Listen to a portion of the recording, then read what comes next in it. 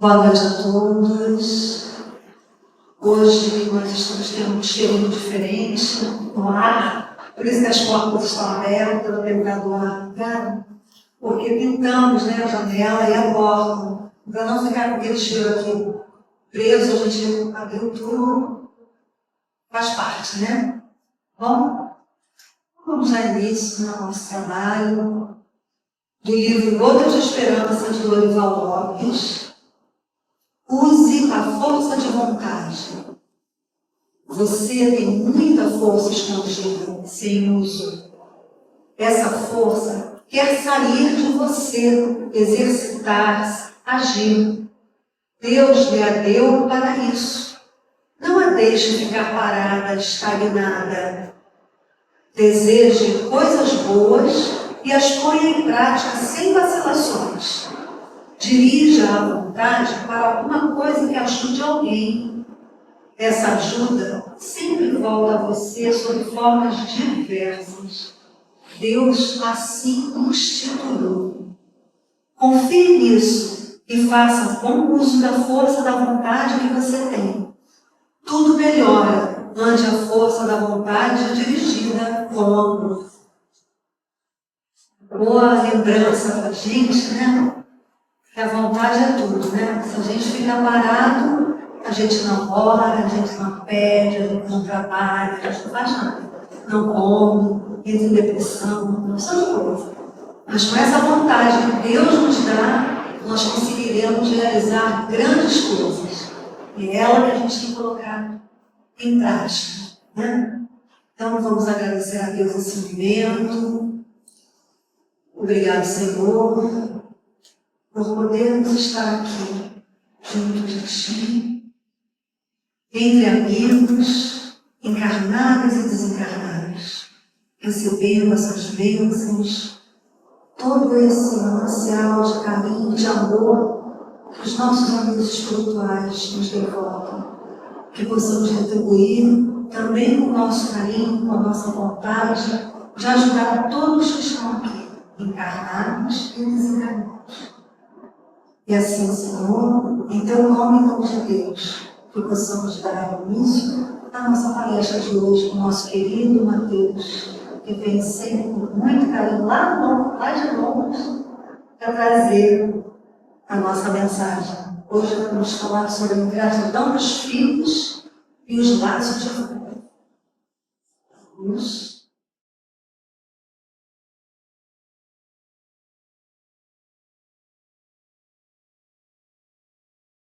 Boa noite a todos. Quero começar agradecendo a casa a oportunidade de estar aqui com vocês.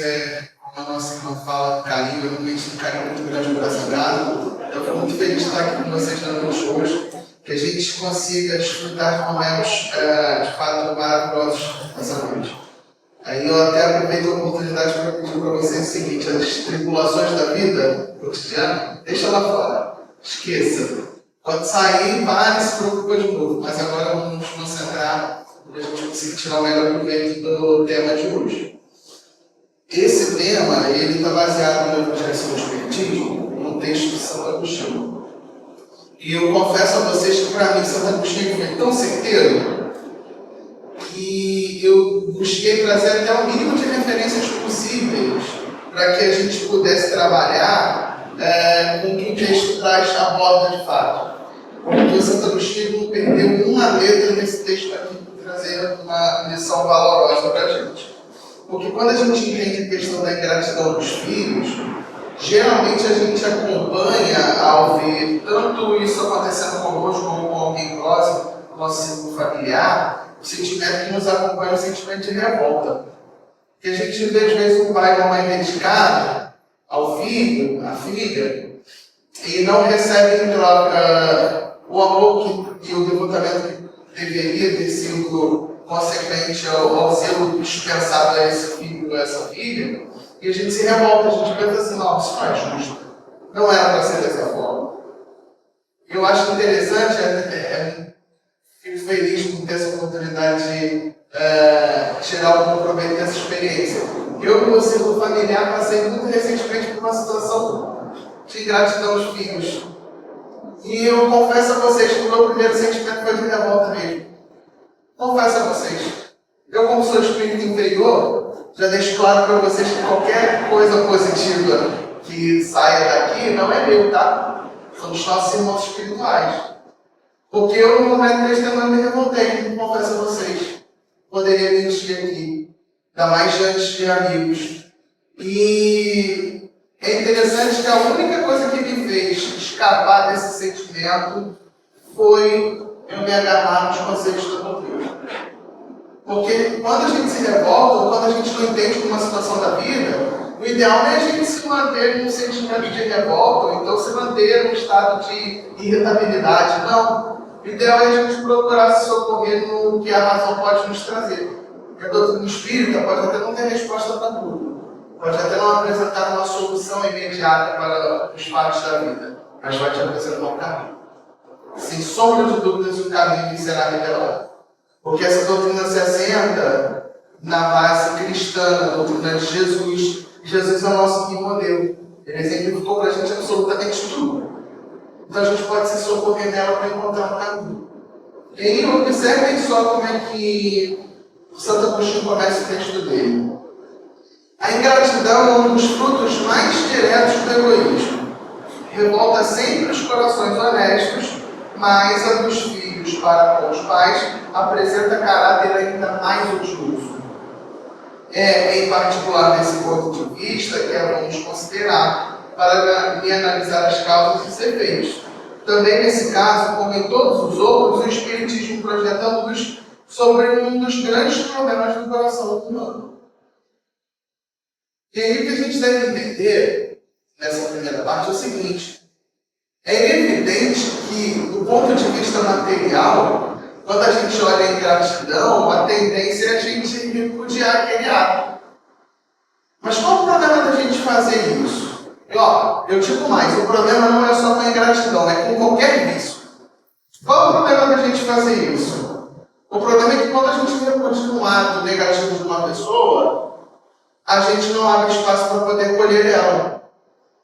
E alguns vão dizer assim, mas acolher? Uma pessoa que comete um crime, eu deveria acolher ela ou eu deveria deixar ela pagar por isso? Gente, vamos entender uma coisa? Bondade significa que nós devemos censurar o ato negativo da pessoa, não a pessoa. A pessoa em si, ela não pode ser repudiada pela gente. O fato, sim. Se a gente passar a mão na cabeça da pessoa que cometeu um ato negativo, ela vai achar que ela tem direito de cometer esse ato o resto da vida. Então a gente vai lá e censura o ato, nunca a pessoa. Se a gente censurar a pessoa, a gente perde a oportunidade de acolher. E aí o Santo Agostinho traz para a gente no início do texto que a ingratidão é uma filha direta do egoísmo. A pessoa que comete uma ingratidão para com o próximo, ela só consegue trabalhar dentro de si o vício do egoísmo.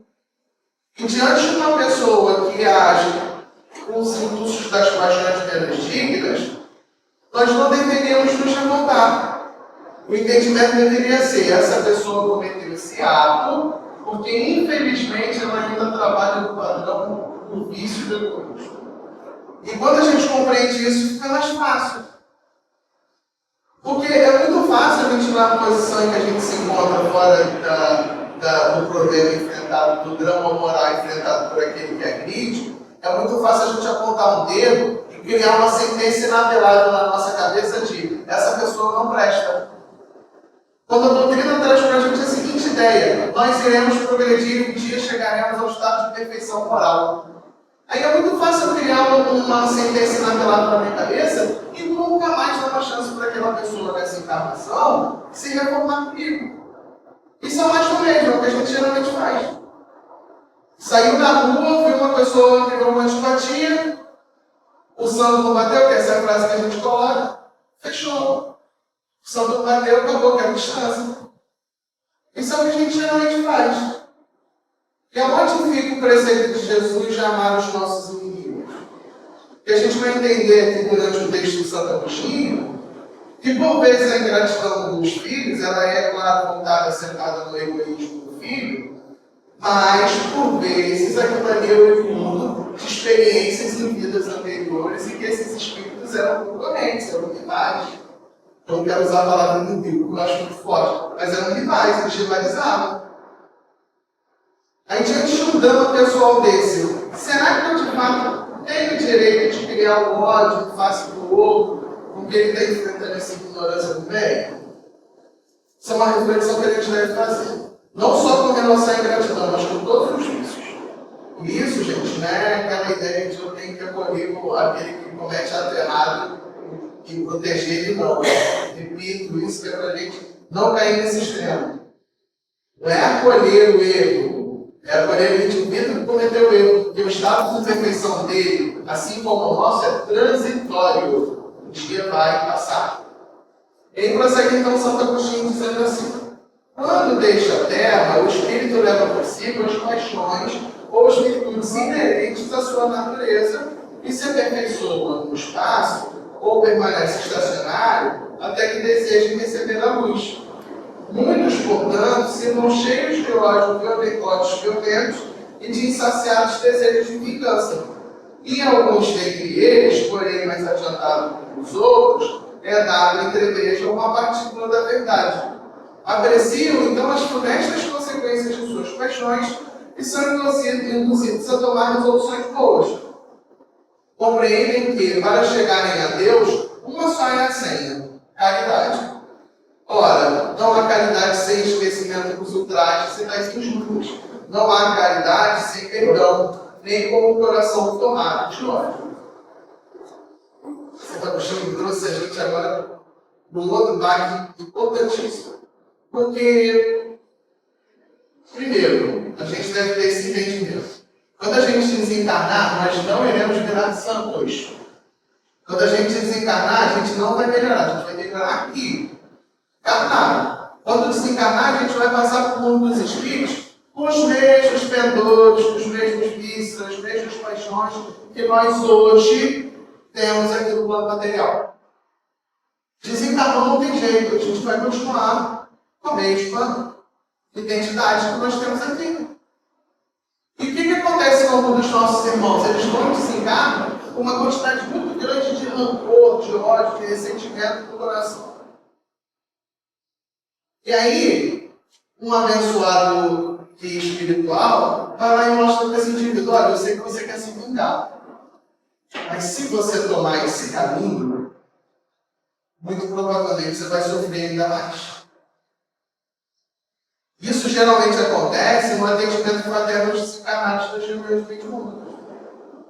São inúmeros espíritos com sede de vingança que são amparados pelas casas espíritas no atendimento fraterno dos desencarnados. E graças a Deus tem esse trabalho, porque senão a gente está empregado na caixinha, né? Mas esses irmãos vêm e a gente mostra a eles: meus irmãos, prestem atenção, se vocês continuarem nesse caminho, ao invés de vocês produzirem a satisfação que vocês acham que vocês vão obter com a vingança, o ciclo de ódio vai se perpetuar. Porque o indivíduo, quando receber a agressão da vingança, ele vai querer se vingar de você também. Isso vai virar um ciclo vicioso. E um dos dois vai ter que ter força moral para quebrar um dia. Mas quanto tempo nos séculos à frente nós nos manteremos num ciclo vicioso como esse? E esses espíritos, diante dessa verdade, o Santo Agostinho chama de uma partícula de verdade. É porque de fato assim, Jesus falou que era o caminho, a verdade e a vida. A gente não compreende nem um décimo de Jesus, né? Então, de fato, é uma partícula da verdade essa ideia.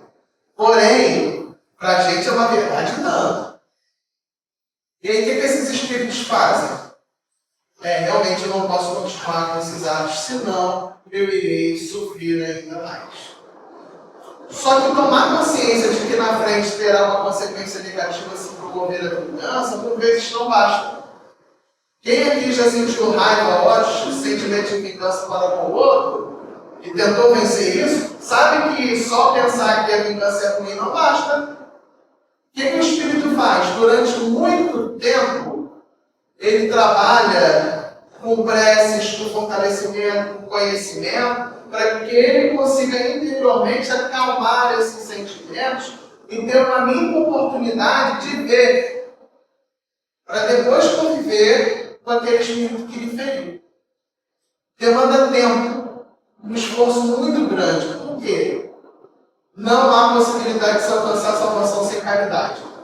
E uma das facetas da caridade, pela questão muito do livro dos Espíritos a gente observa, é o quê? É o perdão. Você inevitavelmente vai ter que perdoar os ultrajes que foram proferidos.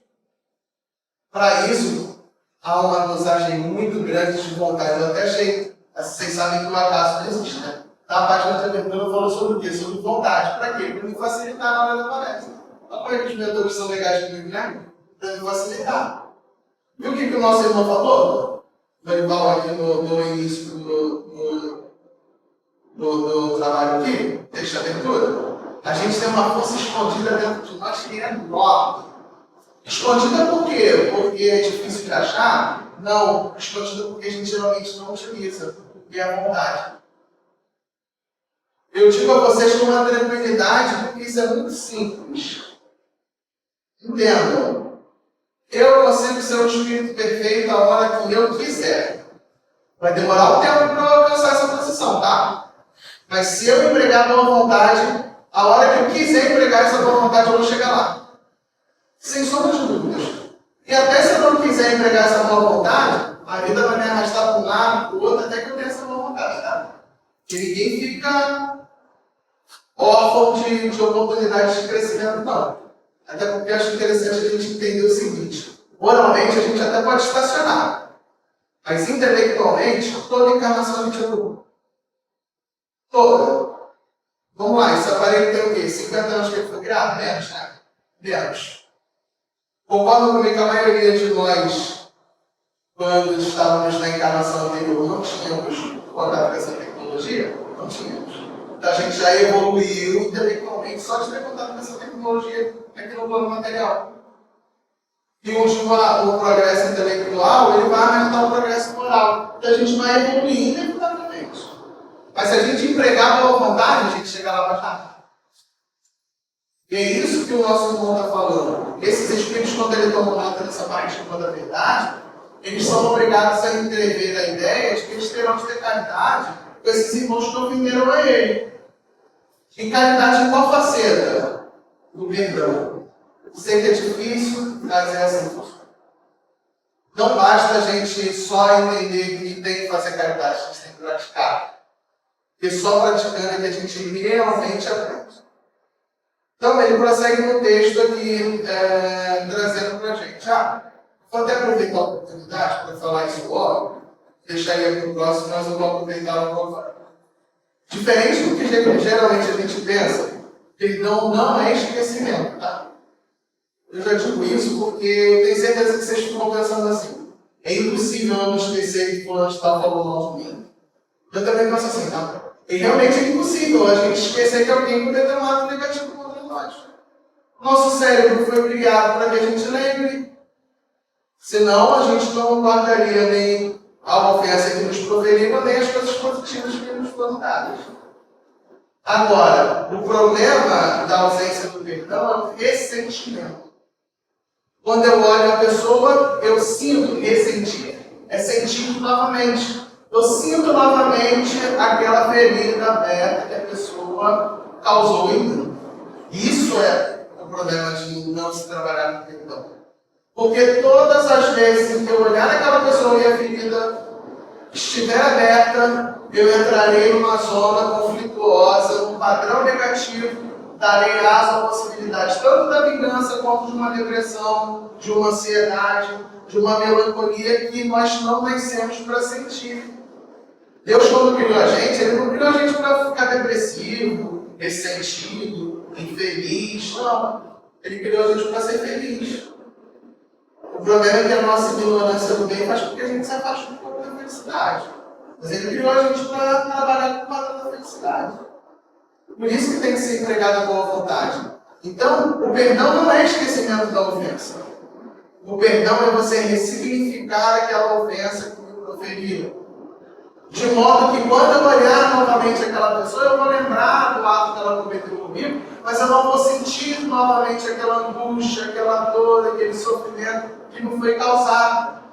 E quando a gente conseguir chegar na etapa de não mais ressentir o mal que nos cometeram, nós nos sentiremos mais fortalecidos. Todos aqui vão concordar comigo nisso. Toda dificuldade que eu passo na vida, quando eu consigo solucionar, vem uma outra dificuldade.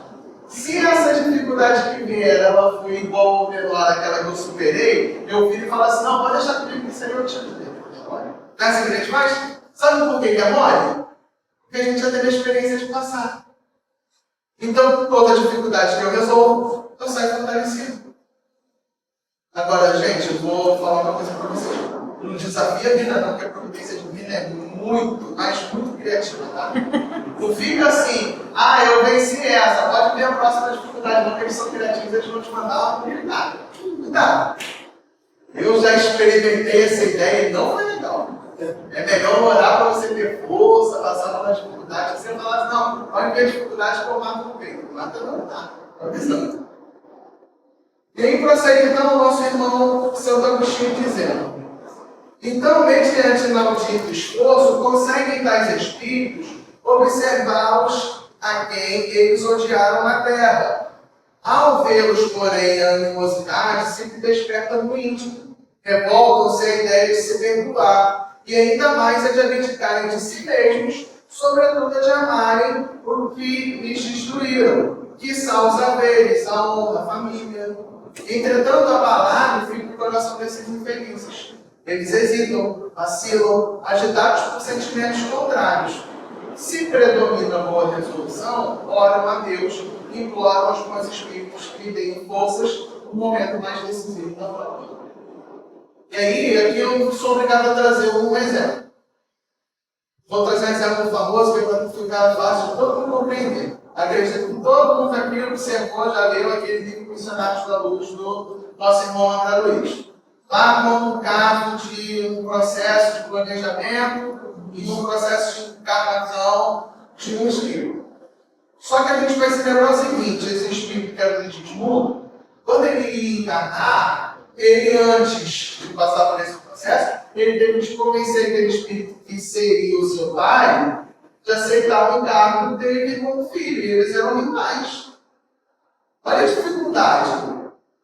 O próprio Sigismundo começou a sofrer repercussões, ele já estava naquele processo de vou naquele processo, ele mesmo começou a sofrer repercussões negativas. E o pai, aqui encarnado, sofria pesadelo, estava numa situação complicada. Até que em determinado momento, pela ação magnética dos mentores, eles conseguiram tomar uma boa resolução. Por quê? Porque a providência divina pode agir naquele caso. É o mesmo que acontece aqui com esses indivíduos. Eles olham aquele que o feriu, eles começam a trabalhar esse sentimento. Mas quando eles chegam próximo, eles ressentem tudo aquilo de novo. Ao ressentir aquilo novamente, porque fica uma cadeia desses sentimentos, eles acabam a hesitarem, a vacilarem, a dizer, não vou conseguir cumprir essa tarefa. Como é que eu vou encarnar se eu continuo odiando esse pai e essa mãe? Então o espírito ele sente esse lado. Agora, se esse espírito conseguir manter dentro de si uma boa vontade, o que vai acontecer com ele? Ele vai orar aos bons espíritos e os bons espíritos vão poder socorrê-lo. O que é importante a gente tirar disso aqui de lição para a nossa vida? Jesus falou, no mundo tereis aflições, não foi? Quando essas aflições vierem, ao invés da gente deitar a cabeça na mesa e falar assim, ó céus, por que minha vida é tão ruim? A gente tem que orar aos bons espíritos. Eu recebi um conselho um tempo atrás de um irmão espiritual que me chamou muita atenção com relação a isso. Ele disse assim, nós desejamos ajudar sempre. Vocês é que escapam da esfera de ação de serem ajudados. Como é que a gente escapa? Pensando mal, adentrando no padrão do vitimismo, a ideia de que Deus não deveria ter mandado a aflição para mim. Então o que eu tenho que fazer? Eu fugir dessa situação e orar pedindo assistência dos bons espíritos. Porque no mundo tem as aflições, a gente encarna uns psicológicos para isso, gente. Até vou citar um outro exemplo que vem aqui na cabeça agora. Então, um pouco mais para o final do Evangelho segundo João, tem uma passagem que Jesus recebe umas imagens assim, com relação à crucificação, e aí ele vira assim para os apóstolos que estavam próximos e fala assim: agora com a cabeça para o lado, o que eu tirei? Pai, salva-me deste momento, ou seja, da crucificação. Isso é Jesus, na personalidade encarnada, falando: e agora, eu com a cabeça amontoada? Porque o primeiro estímulo que vem é o do medo, quando tem um perigo, né? Com a cabeça amontoada, o que ele vai dizer? Vai pedir para Deus salvar ele daquele momento? Aí ele diz: mas foi para esse momento que eu vim. O que eu vou fazer diante da aflição da vida? Eu vou pedir para Deus tirar? Porque ele está atordoando o pensamento? Mas não foi para isso que eu vim? Então Jesus deixa até esse exemplo para a gente. Foi para isso que a gente veio. No momento de aflição, no momento de dificuldade, antes ou depois de encarnar, o que a gente deve fazer é orar para os bons espíritos se aproximarem, nos trazerem boas ideias como intermédio da inspiração. E se a gente for prudente, a gente vai ouvir esses bons conselhos e vai aplicar na nossa vida. E aí, quando a gente se encarnar, a gente vai sair como um soldado que sai de uma missão, vai sair assim: graças a Deus eu ouvi esses conselhos. Porque eu pude tomar uma boa medida e facilitei a minha vida seguinte. Porque cabe a gente facilitar a nossa vida, tá? Ninguém vai facilitar, não. É a gente com as nossas ações atuais que iremos facilitar a nossa vida no futuro. E aí ele prossegue aqui no texto. Por fim, após anos de meditações e preces, o Espírito se aproveita de um corpo em preparo na família daquele que detestou e pede aos espíritos incumbidos de transmitir às ordens superiores permissão para ele preencher na terra os destinos daquele corpo que acaba de formar-se. Qual será o seu procedimento na família escolhida? Dependerá de sua maior ou menor persistência nas boas resoluções que promove. O incessante contato com seres a quem odiou constitui prova terrível, sobre o qual não raro sucumbe se não tem ainda bastante forte a vontade. Assim, conforme prevaleça ou uma resolução boa, ele será amigo ou inimigo daqueles entre os quais foi chamado a viver.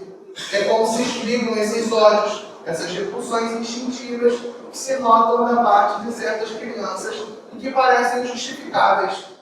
Nada com efeito naquela existência há podido provocar semelhante antipatia.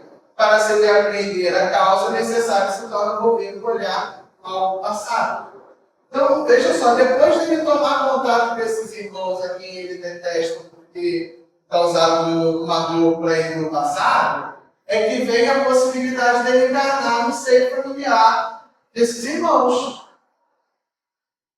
Gente, é muito importante a gente perdoar, vocês não concordam? Porque pensa só, se eu não perdoar o indivíduo agora, próxima encarnação eu vou na família dele. Porque eu vou ter que aprender a amar esse irmão. Jesus não falou amar uns aos outros? Sem distintamente, tá?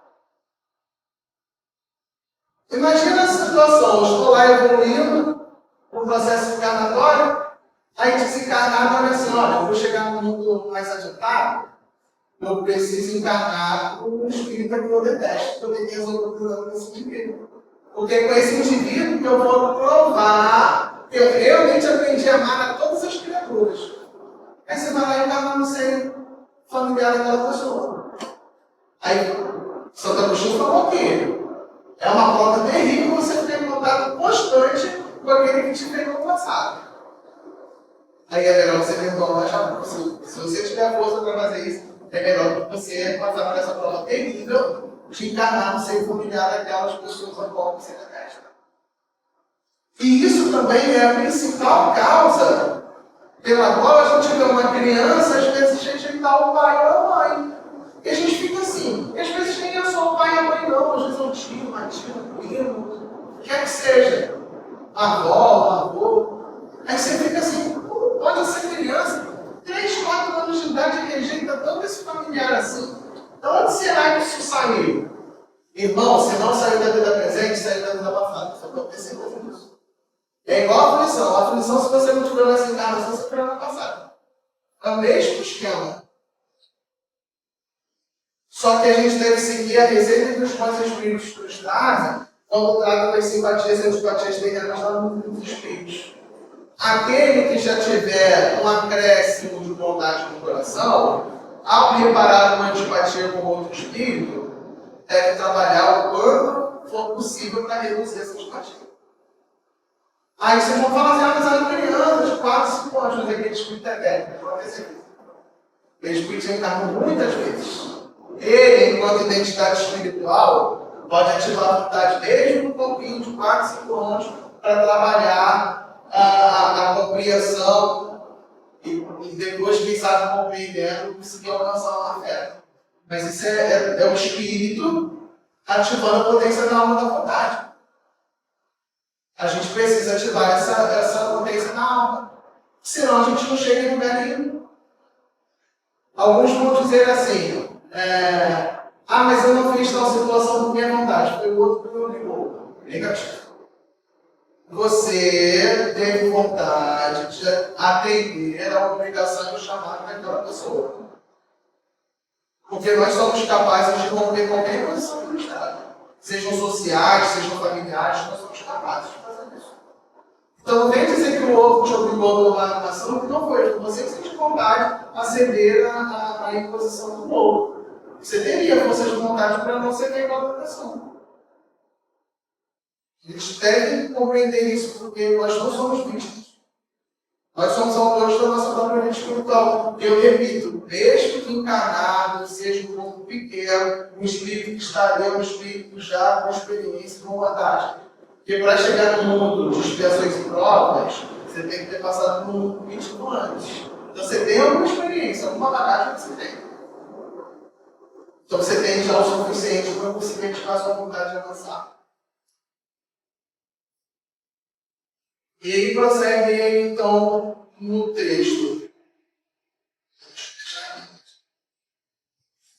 Aí ele prossegue dizendo: ó espíritas, compreendei agora o grande papel da humanidade. Compreendei que quando produzis um corpo, a alma que nele encarna vem do espaço para progredir. Interai-vos dos vossos deveres e ponde todo o vosso amor em aproximar a Deus essa alma. Tal a missão que vos está confiada, e cuja recompensa recebereis se fielmente a cumprirdes. Os vossos cuidados e a educação que lhe dareis auxiliarão o seu aperfeiçoamento e o seu bem-estar futuro. Lembrai-vos que cada pai e cada mãe perguntará: Deus, que fizeste do filho confiado à vossa guarda? Se por culpa vossa ele se conservou atrasado, tereis como castigo ver entre os espíritos sofredores, quando vos dependia que fosse ditoso. Então vós mesmos, assediados de remorsos, pedireis, vos seja concedido reparar a vossa falta. Solicitareis para vós e para ele outra encarnação em que o cerqueis de melhores cuidados, em que ele, cheio de reconhecimento, vos retribuirá com o seu amor. E aí, o que ele chama a nossa atenção aqui? A missão dos pais. Porque a gente pode até supor a ideia que o filho, às vezes, tem uma antipatia por uma situação passada. Porém, o pai e a mãe, ao observar essa antipatia, têm o dever de promover no filho o quê? Todo afeto, todo zelo que seja possível, ensinando a esse espírito de eternidade que ele deve substituir o impulso negativo pelo impulso positivo. Eu digo isso porque isso é um desafio atual, tá? Eu observo muitas crianças que fazem birra e o pai e a mãe vai escutando a criança, está lá e você lá na mãe e fala: não me perturba. Aí você sabe o que vai acontecer? No futuro vai ver que o filho não tem valor para contrastar os impulsos menos dignos que ele tem. Aí os pais já vão sofrer na própria encarnação a ingratidão dos filhos na pele, e isso já vai iniciar a expiação dele. Eu até costumo brincar assim, isso aí é um jargão que minha mãe me falava. Cuida de criança da agressão da criança, senão amanhã ele bate na sua cara. Minha mãe sempre me falou isso. Isso é uma verdade. Por mais que não haja materialmente uma agressão física, ele vai te agredir moralmente se você não demandar dele esforços de reflexão. E isso, gente, não é voltar a agradar os caprichos da criança, não. Porque a criança, em primeiro momento, ela tem que ser apresentada a valores, mesmo que ela não tenha naquele momento. A criança não tem que estar o tempo inteiro falando assim, papai, mamãe, eu te amo. Não, ele tem que te respeitar. Porque no futuro ele vai falar assim, poxa, naquele momento eu não compreendi meu pai e minha mãe, mas hoje eu entendo que se eles não tivessem me ensinado e me apresentado esse valor, eu iria me dar mal nessa situação da vida. E aí é que surge a admiração dos filhos para com os pais. Eu confesso a vocês que na minha infância, eu acredito piamente nisso, eu amava menos os meus pais do que eu amo hoje. Porque hoje eu não só amo eles, eu também compreendo tudo que eles promoveram na minha infância. E isso faz com que eu aprofunde o meu relacionamento com eles, sem sombra de dúvidas. Mas eles não estavam preocupados na infância em me agradar, em se eu estava feliz em cumprir um dever. Não. Eles queriam era que eu cumprisse o dever para que eu aprendesse o valor moral que estava por trás daquele dever. Porque senão, o que acontece é, o filho às vezes já tem uma antipatia pelo pai e pela mãe. Se esse esforço não for promovido, quando chegar na fase adulta, o pai e a mãe vão romper relação com o filho. E vão sofrer já ingratidão na pele. E olha como é que também é a providência divina. Uma outra ideia que a gente pode até extrair desse parágrafo é a seguinte. Às vezes, você vai receber uma pessoa que não gosta de você como filho. Mas quando aquela criança pequenininha está no seu colo, quando você vai amamentar, ou então o pai quando vai trocar a fralda, aquilo ali é um sentimento tão inato, tão forte da paternidade e da maternidade, que as questões do passado realmente ficam no passado. E aí pode até ser que o filho não tenha conseguido por ele próprio angariar uma dosagem grande de afeto no seu interior para com o pai e com a mãe. Porém, o pai e a mãe criou esse vínculo. E aí o que vai acontecer? Eles vão sofrer se esse espírito sucumbir diante das provas da vida. E vai orar pedindo a Deus uma oportunidade para encarnarem de novo no seio da mesma família. E aí eu costumo brincar, gente, com família funciona assim. As primeiras encarnações, você encarna para aprender a suportar os seus familiares. Depois que você aprendeu a suportar os familiares, você encarna novamente com eles. Para quê? Para você aprender a amar esses indivíduos. Depois que você aprende a amar esses indivíduos, você encarna novamente para provar se esse amor é forte. Aí está tudo kit. Vocês não imaginam quantas encarnações a gente está na mesma família?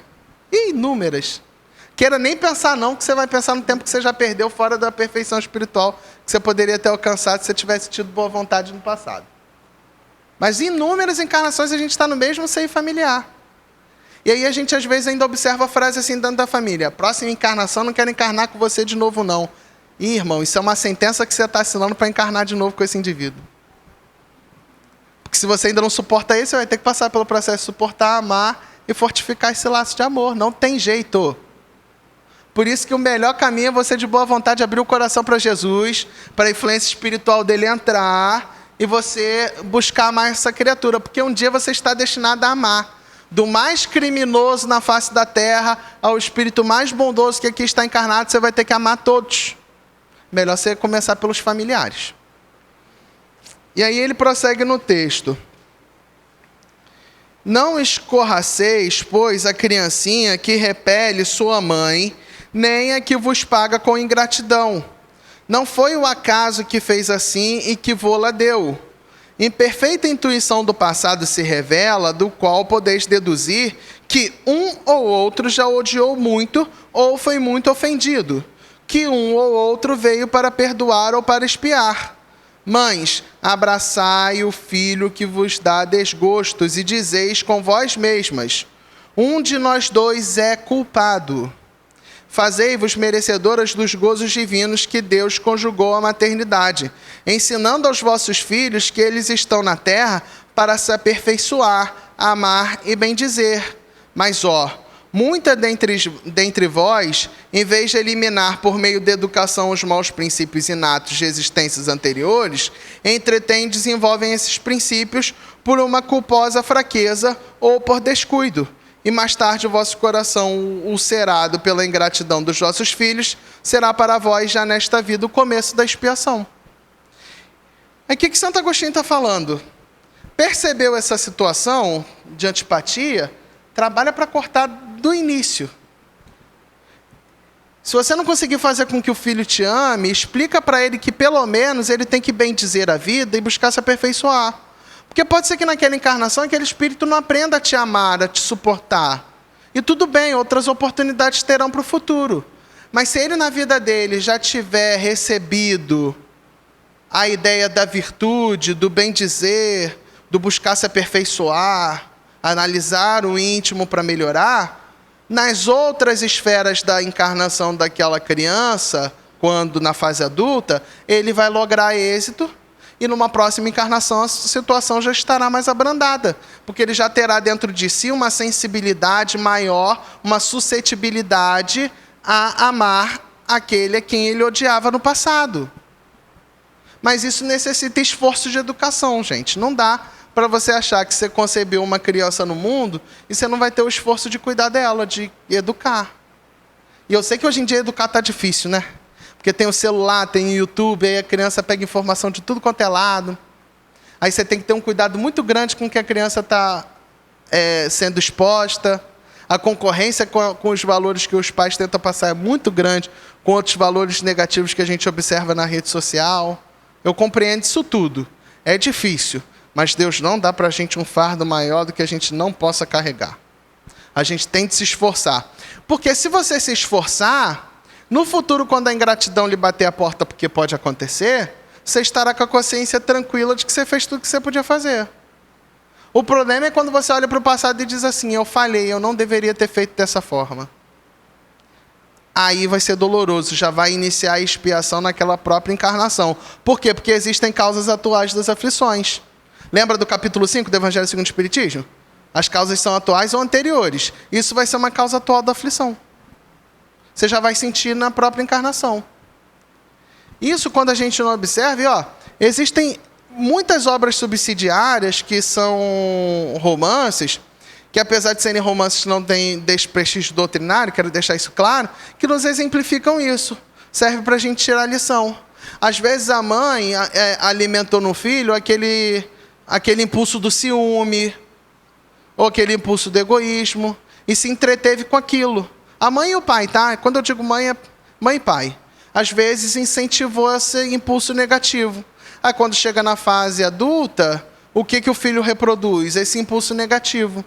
Aí às vezes não é nem a ingratidão para com o pai e com a mãe, mas ele sofre de ver o filho sucumbir nas provas da vida. Essa é a dificuldade da missão que os pais e as mães recebem quando um filho encarna. Gente, é uma missão. Paternidade e maternidade é uma missão que você tem com o espírito. Você tem que zelar. Porque você não sabe o quanto você vai comprometer a encarnação daquela pessoa. E às vezes uma oportunidade, uma encarnação exitosa se perde pela falta de zelo do pai e da mãe. Aí o que você vai fazer depois, quando você tomar consciência disso? Vai chorar? Adianta? Adianta. Mas um choro sem reflexão não adianta, não. Você tem que chorar refletindo. Eu deveria ter feito melhor. Como é que eu posso melhorar na próxima? Porque você pode ter certeza, vai ter uma próxima encarnação para vocês. E aí, já chegando ao final, porque nosso horário já se aproxima, ele vem assim, mais para o final do texto. A tarefa não é tão difícil quanto vos possa parecer. Não exige o saber do mundo. Podem desempenhá-la assim o ignorante como o sábio, e o Espiritismo lhe facilita o desempenho, dando a conhecer a causa das imperfeições da alma humana. A missão, então, gente, ela não é voltada a um conhecimento intelectual acadêmico. Eu não preciso de um diploma para ser um pai e uma mãe. Eu conheço muitas senhoras que são analfabetas, que não tiveram nada na vida de conhecimento acadêmico, mas que criaram filhos com princípios e valores maravilhosos. E que possuem gratidão para com eles, e que trata com piedade filial, que a piedade filial está dentro desse capítulo também, depois é bom vocês lerem. Porque eu estou falando aqui da ingratidão, que é uma face negativa da criação das crianças, mas a piedade filial é a positiva. Porque se você cuida bem do seu filho, quando você tiver numa idade mais avançada, ele vai ter essa piedade filial e ele vai cuidar de você. Quando seu corpo físico não mais puder corresponder da forma que corresponde na juventude. Aí o seu filho estará lá de braços abertos ali retribuir aquilo que no passado você plantou. Então você colhe aquilo que você planta no passado. Isso, gente, não é uma missão de outro mundo, não. Demanda esforço como qualquer outra tarefa da vida. Mas não é uma situação que você precisa saber o mundo para cuidar de uma criança. O que você precisa é ter uma base de valores e sempre pedir orientação dos bons espíritos. Buscar inserir esse jovem, essa criança, no contato ao culto do cristianismo, seja em qualquer templo religioso que seja, desde que ele seja dedicado ao bem e aos valores positivos. Porque isso, em suma, é evangelizar essa criança. É apresentar a ela os conceitos de Jesus. Porque no futuro, quando o mal bater a porta, ele vai falar, não, eu conheço a face do bem e não vou fazer o mal. E olha, eu vou confessar uma coisa para vocês, isso é uma questão interior, mas eu acredito que vocês vão me dar licença para eu confessar. Eu fico muito, muito entristecido quando eu vejo a juventude atual, e é lógico que eu não estou aqui fazendo uma proporção se é a maioria, se é a minoria, não, eu estou falando que a gente observa isso na sociedade. E eu fico muito entristecido quando eu vejo, de uma forma muito sedutora e sutil, as informações que chegam aos jovens voltadas às drogas ou ao culto do corpo físico, que a gente tem que ter zelo, mas a gente deve fugir da vaidade, tá? Então a gente vê os jovens promovendo muitos procedimentos estéticos, aí quando vê o corpo já deteriorou, ou então cai no campo da droga, que é infelizmente, uma propaganda muito grande. Você fica assim, isso não dá em nada, isso não dá em nada, e dá, em muita coisa. Aí os jovens entram nesse caminho, e o que acontece? Acaba desviando daquilo que deveria fazer na encarnação. Aí a gente observa também no mercado de trabalho o jovem fazendo assim, eu não quero trabalhar hoje, eu não vou. O meu chefe me impôs uma tarefa, eu estou chateado porque ele não falou comigo com todo cuidado e carinho, então eu não vou para o trabalho mais. E aí deserta a tarefa de autoeducação que a vida nos propõe. Eu até costumo brincar o seguinte, porque desculpa até se for uma falta tocar o pudor de alguém que eu vou falar, mas a gente observa hoje em dia aquela questão, o jovem está usando esses cigarros eletrônicos com maconha, isso não dá em nada não. Dá, gente, uma vez que ele fumou um negócio daquele, uma vez só, já são milhares de neurônios que são mortos, sabia? Aí hoje pode ser que não dê em nada, mas fica 5, 10 anos utilizando isso. Vai chegar um momento que seu cérebro não vai renovar neurônio. E as sinapses que você tem que fazer para acessar a memória, para aprender coisas novas, para concatenar as ideias e proferir palavras, vai ficar onde? Aí esse jovem, em comparação a um outro jovem que teve retidão, na hora que tiver que desempenhar uma tarefa em prol da sociedade, qual dos dois vai ser beneficiado? Não vai ser aquele que fez aquilo que quis. Na encarnação, a gente não faz só aquilo que a gente quer, não. A gente faz muitas coisas que a gente não quer, porque é um dever nosso. E a gente faz porque a gente entende que é um processo para a gente chegar em determinado local. Mas por que esse fenômeno acontece? Acontece muito por conta da não apresentação dos valores morais na infância para as crianças. E aí o pai e a mãe vê o filho não desempenhar bem e fica entristecido. Aquilo já é o início da expiação mesmo. Por quê? Porque não era uma tarefa de outro mundo você apresentar os valores morais para o seu filho. Faltou o quê? Você ter vontade em cumprir. Eu sei que é um pouco duro eu tratar disso, eu peço desculpa se eu feri alguém intimamente, não era a minha intenção. Mas eu acho importante a gente trabalhar isso. Porque a Casa Espírita é o local para a gente falar de todos os assuntos. Então é importante a gente dizer isso, porque é um fenômeno que acontece com a juventude atual, que entristece muito os nossos corações. E aí, por fim, no texto, ele diz então para a gente o seguinte: formam famílias os espíritos que a analogia dos gostos, a identidade do progresso moral e a afeição induzem a reunir-se. Esses mesmos espíritos, em suas migrações terrenas, se buscam para se gruparem como fazem no espaço, originando-se daí as famílias unidas e homogêneas.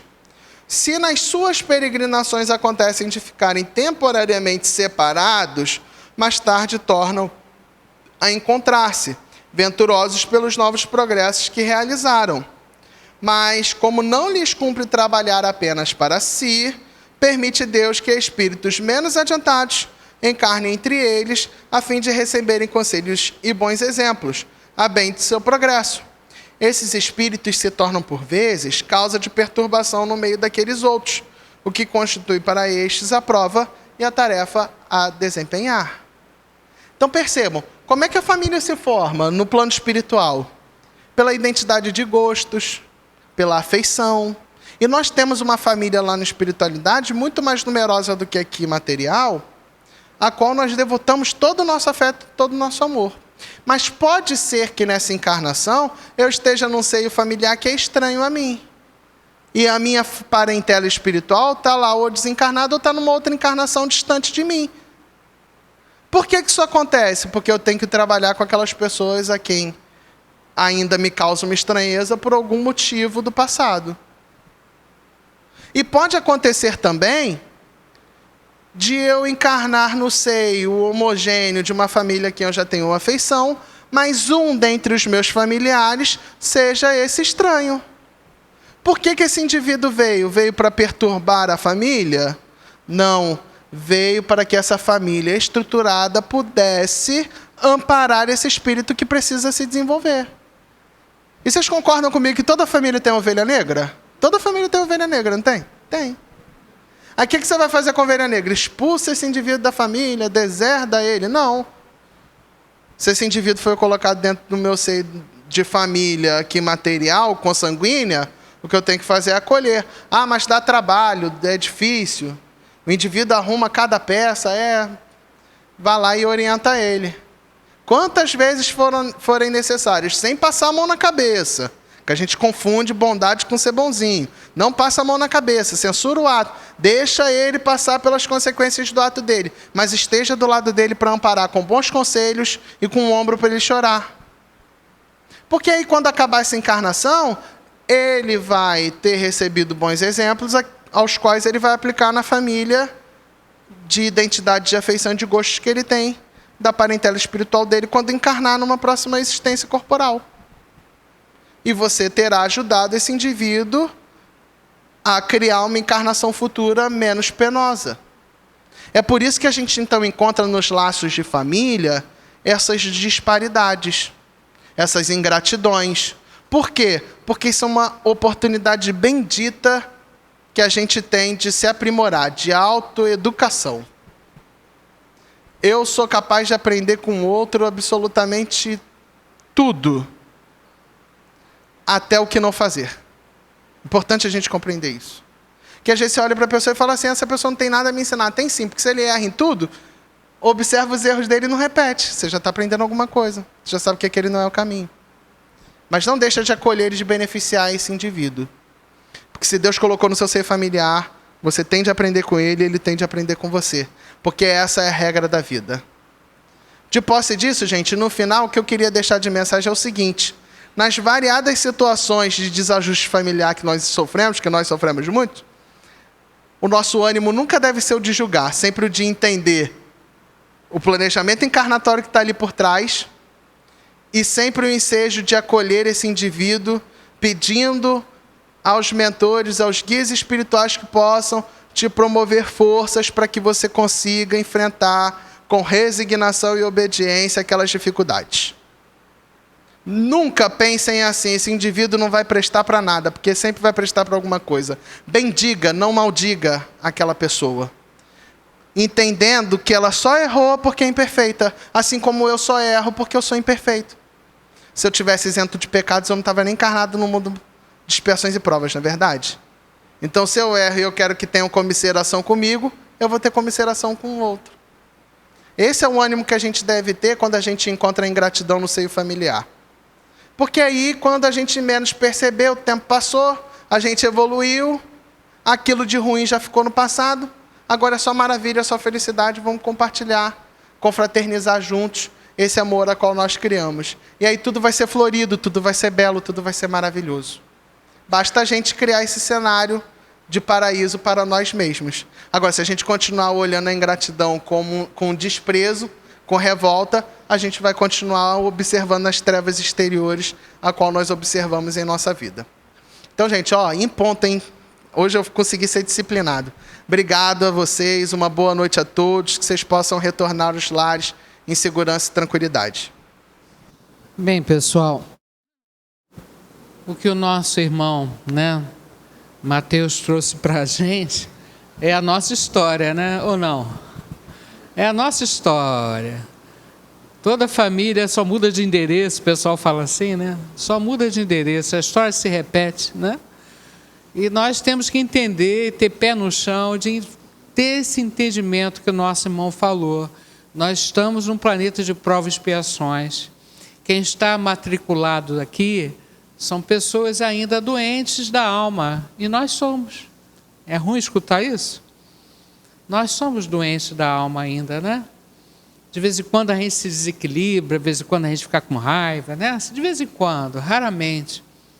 Mas estamos na Terra fazendo o nosso esforço. Não é fácil, é um trabalho imenso. Mas o nosso mestre amado, querido, há 2000 anos atrás, um pouco mais, ele teve pessoalmente para dar dica. Gente, para aliviar o teu coração, siga aqui esse evangelho. Ele é um irmão que não nos abandonou, retornou ao plano espiritual e continua nos ajudando sempre. Essa certeza ajuda a cada um de nós que tem as suas lutas, as superações, lembrar desse Pai Celestial que nos ama, lembrar desse Jesus maravilhoso e entender as leis divinas, Nada acontece por acaso, tudo tem uma razão de ser. Agora, o passado a gente não pode mudar, mas nós podemos mudar o presente, Começar a plantar coisa boa. E como disse, o amor cobre a multidão de pecado. Então, a grande chave para muitas questões é o amor, Colocar amor nas nossas palavras, colocar amor no nosso pensamento, nas nossas atitudes, ajuda muito. Tem dias que a gente vai conseguir, não é verdade? Agora, tem dias que a gente não consegue, infelizmente. Porque nós também estamos nesse processo de evolução. Então, meus irmãos, é segurar na mão de Jesus, segurar na mão de Maria, para termos força e superar essas lutas que nós nos comprometemos a passar aqui na Terra. Nós assinamos lá um contrato cheio de gás. Não, vamos lá que eu vou conseguir, vou superar as minhas dificuldades. E chega aqui, a gente enfraquece um pouco. Mas vamos levantar o nosso ânimo, porque nós temos essa doutrina espírita que nos explica tanta coisa bonita e nos ajuda, nos consola e faz a gente compreender por que daquela situação em família, por que aquela questão delicada, às vezes no trabalho, às vezes na comunidade. Tudo tem uma razão de ser. Então, Jesus, amado Mestre, começamos a segunda parte do nosso trabalho pedindo força, pedindo carinho, porque eu sei que tem muitas pessoas aqui com o coração apertadinho, e se a gente pudesse, se Jesus pudesse, ele tirava com a mão aquele sofrimento e mandava ao espaço. Mas aquele sofrimento é necessário ainda, para o nosso amadurecimento. Quando esse instrumento, da dor não for mais necessária, a dor vai embora. Então, vamos acelerar o processo de compreensão, ampliar a nossa conscientização desse amor de Pai, desse amor de Jesus. O quanto nós temos de amigos espirituais nos abraçando, nos orientando para o caminho do bem, além daquele diretamente, o nosso anjo da guarda, o nosso espírito protetor. Então, nesse momento, com o coração cheio de esperança, nossa mente também, acreditando na nossa capacidade de evoluir, de crescer, de superar os traumas, as dificuldades, de ajudar o nosso próximo, ajudar aquele familiar que Deus colocou ao nosso lado por algum motivo muito especial. Se Deus mandou a missão, nós vamos conseguir cumpri-la usando essa ligação com Deus, usando o nosso coração amoroso para seguirmos em frente. E nesse momento, o nosso irmão Mateus falou da nossa família espiritual, é muito maior do que a nossa família aqui encarnada. E para eles, nós vamos fazer essa homenagem a esses vários pais, mães, irmãos, família imensa no plano espiritual, aqueles que nos precederam dessa encarnação. Vamos levar o nosso pensamento a Jesus e pedir ao Mestre que leve a esses familiares o nosso abraço, o nosso carinho, a nossa torcida para que esses irmãos no plano espiritual continuem a sua caminhada no bem, encontrem um destino melhor. Então, para eles todos nós pedimos: Pai nosso, que estais no céu, santificado seja o vosso nome, venha a nós o vosso reino, seja feita a vossa vontade, assim na terra como no céu. O pão nosso de cada dia nos dai hoje, perdoai as nossas ofensas, assim como nós perdoamos os nossos ofensores. Mas não deixeis cair em tentação, livrai de todo mal, que assim seja. Essa oração tem um poder maravilhoso.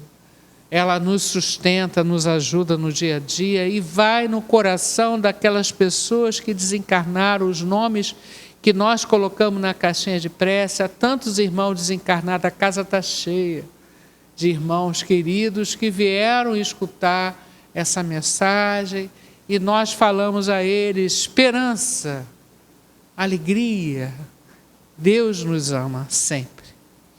Obrigado, Pai, que todos esses irmãos sejam abençoados. E continuando nessa vibração, essa irradiação que nós vamos fazer agora é uma coisa muito simples, mas muito profunda. Essa casa é um ponto de luz de muitos anos, de muito trabalho no bem. E quando entramos aqui, entramos em sintonia com todos esses trabalhadores, que são mais de 100. E eles nos ajudam. Eles sabem aonde está doendo, as nossas dificuldades, e estão aqui para nos abraçar, nos consolar. Todos os endereços que nós colocamos na caixinha de radiação, todas as pessoas que nós estamos pensando agora, todos eles possam receber essa irradiação carinhosa dessa casa, que vai ao coração de Jesus, ao coração de Deus e retorna com muita intensidade atômica para limpar os miasmas que porventura existam na nossa casa, na nossa mente. Vamos pensar naquela pessoa que está precisando desse carinho e pedir: Jesus, limpe a mente dela, harmoniza a mente dela. O teu poder é imenso. Então nós pedimos que essas irradiações sejam feitas como uma libertação para o caminho do bem. Então muita luz entrando pela porta da nossa casa, abençoando as pessoas que lá estão, abençoando os nossos entes queridos que estão nessa dificuldade que o nosso irmão Mateus falou. Todos eles sejam abençoados. Graças a Deus. E tudo isso, né, que o nosso Mestre Jesus nos deixou é saúde, né?